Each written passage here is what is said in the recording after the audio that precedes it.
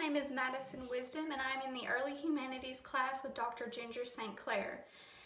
I had made a PowerPoint presentation for this, however, I had many complications and I wasn't able to upload any audio files, and the version of PowerPoint that I had wouldn't let me add a narration.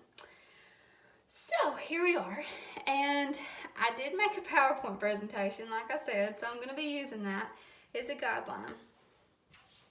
But hopefully this will work, and I'll just add some pictures in, edit them into the video. Okay, so I'm going to be doing an art analysis over The Broken Column by Frida Kahlo. The background of it, it's a painting, and it was made in 1944 by Frida. Some general information: the material of the painting is oil on masonite, and it is a self-portrait of Frida herself. A little bit about Frida's history. So at age 6, she was diagnosed with polio, and at this time, polio had a very poor prognosis, especially for children, and so it was even amazing that Frida survived.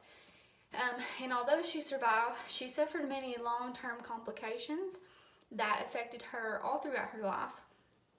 And then unfortunately, she survived that, and at age 18, she was in a car accident, or actually a bus versus train.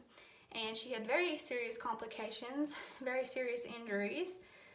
She had a broken pelvis, a broken back in multiple places, and many other serious injuries, and the doctors actually weren't even expecting her to make it. So she defied death 2 times, and she had dreams of becoming a doctor at this point, and with all the long-term complications and injuries, it just wasn't, she just wasn't able to fulfill those dreams. And as mentioned earlier, this painting was made after a surgery that was in relation to this wreck several years later. And it just tells you a little bit about the emotional status of Frida. So the description of The Broken Column: it's a self-portrait of Frida standing alone. The spine is replaced with a deteriorating column, and it exposes crumbling concrete column where a spine should be. It's all cracked and on the verge of collapsing. Her face is covered in tears, although her body remains strong and defiant. The form of the painting: it has flowing lines. The contour exaggerates the depth of the collapsing column.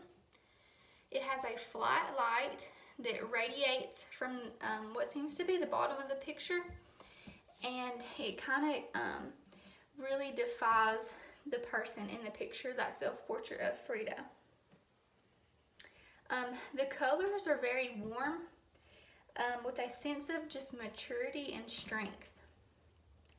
The space in the painting is very vast, especially if you look behind the figure. It seems to be hills and valleys, and just you can see for miles. And the way the figure is standing, it almost looks like she's the ruler of all that land behind her. She stands so strong and so defiant.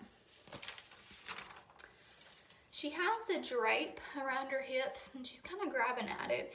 And this, the motion of the drape around her waist actually looks as though she's taking it off and revealing her true self, really.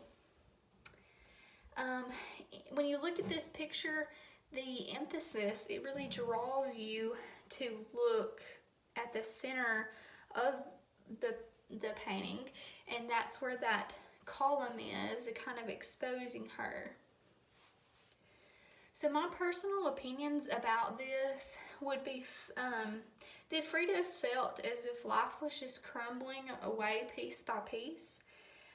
She had lots of chronic problems that probably led to this, and she felt victim to her own body.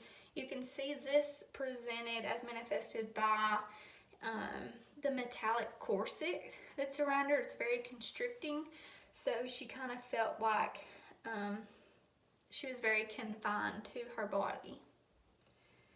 But she still stood strong, and she would fight to the very end.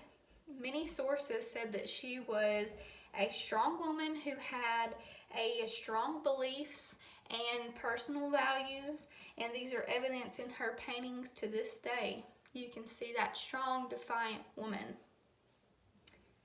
Thank you.